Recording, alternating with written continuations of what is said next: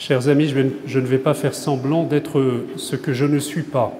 Je ne suis pas un expert, je dois vous le dire, en agriculture et en élevage. J'ai passé plus de temps à respirer les pots d'échappement que le crottin des brebis.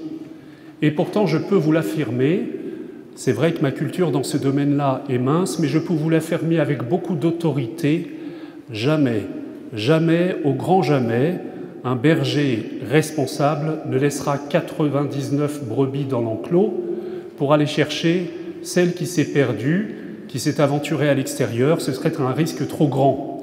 Tous les bergers vous le diront, interrogez ceux qui sont autour de vous. C'est dire que ce que Jésus nous présente comme une évidence n'en est pas une, et c'est même une provocation. Il a l'air de nous dire que c'est évident qu'un berger lâchera tout son enclos. Mais imaginez aussi la deuxième parabole, essayez de la faire vivre un peu. Vous avez perdu une pièce de monnaie jaune dans votre maison, vous avez cherché toute la journée, vous avez remué ciel et terre pour la retrouver.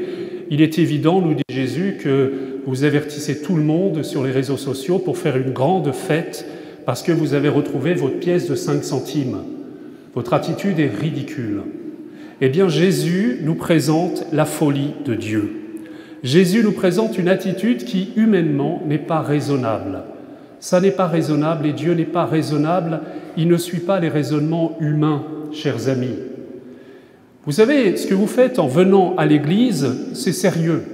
Vous venez avec toutes sortes de raisonnements, vous venez avec vos calculs terriblement humains, votre petite justice, votre petite justesse, vos raisonnements sur ce qui est bon et mauvais, et vous êtes invités, en arrivant dans l'Église, à déposer tout cela au pied de l'autel, à mourir à vos raisonnements humains et à changer de regard.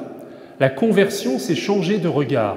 C'est abandonner mon raisonnement humain pour regarder le monde avec les yeux de Dieu.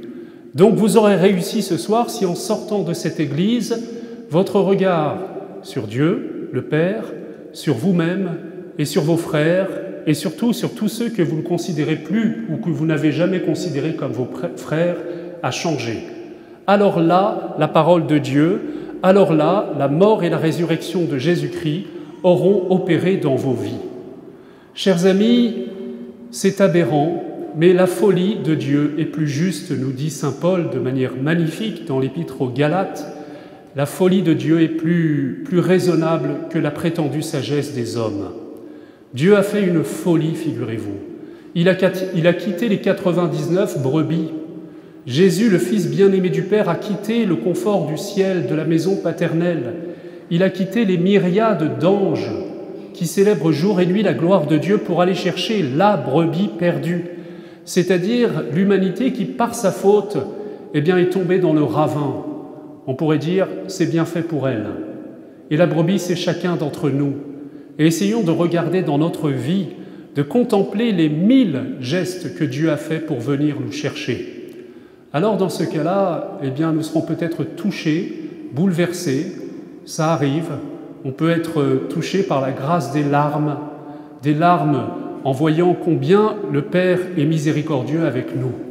Et dans ce cas, vous vous êtes identifié au fils cadet de la parabole de l'enfant prodigue. Je suis celui qui a craché à la face du Père en lui disant « Donne-moi la part d'héritage », c'est-à-dire faisons comme si tu étais mort. Je vis comme si tu n'étais plus vivant, je me coupe de toi et je prends le bien que tu m'as donné, que tu m'as confié. Et voilà qu'un jour vous vous êtes retrouvés à envier la nourriture des cochons. C'est dire comme l'homme peut descendre bas parfois. Rentrant en vous-même, vous êtes revenus dans la maison du Père et vous avez été bouleversés par sa miséricorde. C'est beau de s'identifier au fils cadet. Mais ça n'est pas d'ailleurs la pointe de cette parabole des 2 fils. La parabole s'adresse aux pharisiens que nous sommes souvent, celui qui a du mal à accepter que Dieu aime tant les hommes. Et il y a toujours des gens que nous excluons du champ de la miséricorde de Dieu. Vous avez vu comme le frère aîné, celui qui s'est toujours bien comporté, reste en dehors de la maison et refuse de se réjouir de la miséricorde que le Père éprouve pour le plus jeune. Et il a cette parole terrible, « Ton fils que voilà ». Ça n'est plus son frère, c'est ton fils, je m'exclus de la maison. Je m'exclus de cette histoire. Je ne veux pas entrer dans la fête, je boude. Et je m'enferme dans la tristesse. Est-ce que parfois nous ne ressemblons pas terriblement au fils aîné de la parabole? Et c'est peut-être un pas supplémentaire que nous pouvons faire si nous accueillons véritablement la parole de Dieu. Jésus nous dit, il y a toujours des frères que tu exclus. Il y a toujours une joie que tu refuses d'accueillir pleinement. Dans tes calculs humains, tu penses toujours qu'il y a une catégorie de personnes qui sont dignes de la miséricorde de Dieu, et au fond, tu as exclu beaucoup de monde de cette catégorie. Et là encore, on pourrait avancer. Dans la parabole, il y a un troisième personnage. Pourquoi un jour ne pas s'identifier au Père, à la joie du Père, à la joie de voir ses enfants réunis? La joie chrétienne, c'est d'entrer dans la joie du Père. Entrer dans cette joie surabondante qui est celle du Père, dont le cœur est tellement large, beaucoup plus grand que nous, beaucoup plus patient, beaucoup plus aimant que nous, et accepter de lâcher prise sur nos petits calculs, nos petites justices humaines, trop humaines, nos petites mesquineries, trop humaines, là encore, et trop étroites, et entrer dans des vues plus grandes. Chers amis, je vous disais, c'est le problème quand on sourit, et la semaine dernière, je vous ai dit à la fin de la messe, en souriant. Mais le problème, quand on dit les choses en souriant, c'est que les gens le prennent en souriant. Mais je vous ai dit qu'il fallait, que l'objectif de l'année, c'était que chacun d'entre vous ramène un catéchumène, c'est-à-dire un adulte qui recevra le baptême à Pâques. Eh bien, je l'ai dit en souriant, mais c'est très sérieux. C'est très sérieux parce qu'en fait, si vous considérez qu'un certain nombre de personnes ne sont pas accessibles à l'Évangile, eh bien, vous ressemblez terriblement au fils aîné de la parabole de l'enfant prodigue. Alors vous aurez tendance à faire ce qu'on ne fait que trop dans l'Église. Nous ne sommes plus que 2 ou 3% à pratiquer en France, et nous nous divisons entre nous, nous nous regardons en chien de faïence, et il y a ceux qui mettent de la dentelle, ceux qui sont charismatiques, progressistes, traditionnalistes, intégristes, etc., etc. En fait, tous se ressemblent. Ils sont tous plus mesquins les uns que les autres, tous plus psychorigides les uns que les autres, tous plus enfermés dans leurs petites certitudes, avec cette manière de restreindre toujours plus le champ de l'évangélisation et d'enfermer le cœur de Dieu. Dieu étouffe dans nos calculs. Dieu a le cœur plus large. Cette Église devrait accueillir encore plus, encore plus, encore plus. Vous savez que l'autre objectif pastoral de l'année, outre le fait qu'avec assurance, je sais que tous, vous allez ramener un catéchumène pour le baptême, souriez, répondez-moi oui, opinez du bonnet par pitié, sinon je m'en vais. Mais l'autre objectif, c'est qu'on détruise les bâtiments qui sont autour. On va faire une grande colonnade de Bernin. Vous savez, cette colonnade de Bernin qui a été voulue pour être comme les deux grands bras de l'Église qui accueille des milliers, des centaines de milliers d'enfants. Je n'ai pas encore eu l'accord de Madame Hidalgo pour cela, mais je ne doute pas qu'on soit obligé de le faire. Amen ? Amen. Amen. Donc, action-réaction. Chers amis, là encore, on peut sourire, mais la santé de notre vie chrétienne, elle se mesure à notre ardeur évangélique, à notre ardeur missionnaire. Est-ce que j'ai le désir d'entrer dans la joie du Père ? Est-ce que je suis inquiet ? Est-ce que je suis tourmenté du fait que tant de personnes ne se sentent pas concernées par l'Évangile ? On dit de saint Dominique qu'il passait des nuits en prière en gémissant « Seigneur, que vont devenir les pécheurs ? Que vont devenir ceux qui ne te connaissent pas ?» Et il priait, il intercédait. Pensez à tous ces grands ordres missionnaires. Saint François Xavier qui a été jusqu'au bout du monde connu et qui a baptisé à tour de bras, qui s'est épuisé. On a tellement tendance à faire des petits raisonnements. Vous savez, il faut quand même prendre conscience aussi de ce qui nous bloque intellectuellement. La première chose, c'est comme disait Paul Naref, on ira tous au paradis si on est gentil. Eh bien, je vous dis, on n'ira pas tous au paradis, parce que déjà, on n'est pas gentil du tout. Personne n'est gentil parmi nous. Personne ne mérite d'entrer dans le paradis, parce que le paradis, c'est accueillir cette nouvelle inouïe, Christ mort et ressuscité, Christ qui est descendu du ciel, qui est descendu sur terre aux enfers et qui est venu nous chercher un par un comme la brebis perdue. Eh bien cela, chacun doit le savoir, ça le concerne lui. Ça, c'est la première chose. Nous sommes dans une espèce de conception un peu béni oui-oui, un peu nunuche. Hein. Non, l'histoire est tragique. L'histoire est tragique, c'est l'histoire des hommes qui se détournent de Dieu, l'histoire des hommes qui disent, comme l'enfant de la parabole, « Donne-moi la part d'héritage ». Et le deuxième, peut-être, obstacle intellectuel, c'est qu'en fait, eh bien, nous avons peur, tout simplement, de dire ce que nous sommes. Oui, c'est du prosélytisme que vous nous présentez.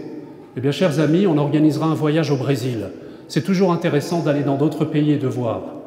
C'est la chance que j'ai eue il y a quelques années d'aller au Brésil avec ce qu'on compte en France parmi les gens les plus lancés dans la nouvelle évangélisation, comme on dit, et on a tous pris une claque énorme. Là-bas, les églises sont remplies, il y a des centaines de milliers de personnes. Là-bas, tout le monde parle de Dieu. On parle d'abord de Dieu. La première chose qu'on ait à dire quand on se dit « bonjour, que le Seigneur te bénisse », on parle de Dieu. Ce qui est anormal, c'est de ne pas croire en Dieu. Alors la question se posera ensuite, si le chemin pour y aller, c'est le chemin évangélique, catholique ou je ne sais pas quoi d'autre. Mais déjà, l'urgence de chaque rencontre est de partager sur ce qui fait notre joie. Et nous gardons ça pour nous. Il y a une espèce de laïcité que nous avons intériorisée, qui est finalement une manière de porter un tabou.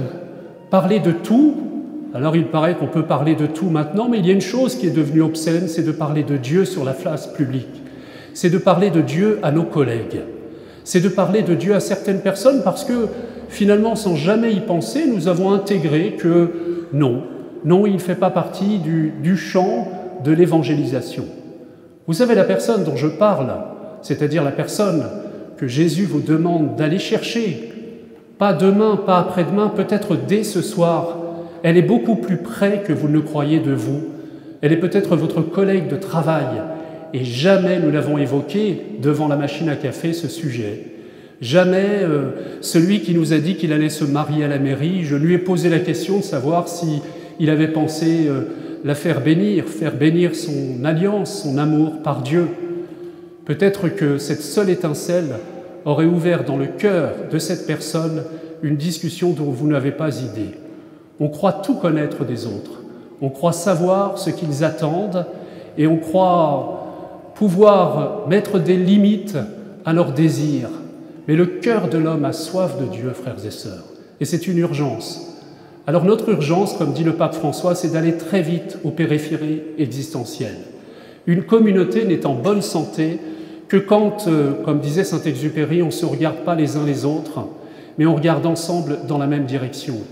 Et cette grande direction, c'est celle que nous prenons ce soir en nous tournant vers celui qui est mort et ressuscité pour nous conduire au ciel.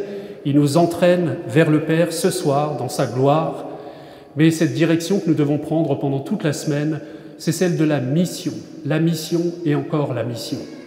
Frères et sœurs, je voudrais que ces paroles, elles puissent pénétrer notre cœur. Et je me mets dans l'assemblée. Trop souvent, nous les prêtres, nous fonctionnons avec ceux qui viennent.